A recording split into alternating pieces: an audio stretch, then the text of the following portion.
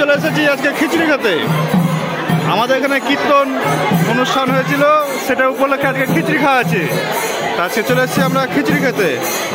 এটা প্রথম ব্যাচ, সবারই খিচুড়ি খাওয়া হয়ে যাবে, এরপরে আমরা বসবো, মানে এখানে বসবো আমরা।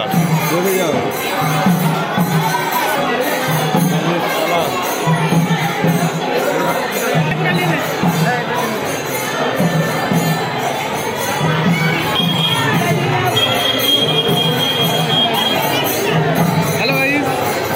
আমরা খিচুড়ি খেতে দেখতে পাচ্ছেন, আমাদের খিচুড়ি খেতে এসেছি।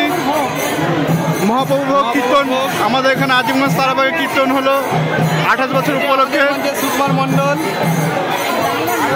আরো গাইস আছে, কিন্তু আমার নাম মনে পড়ছে না।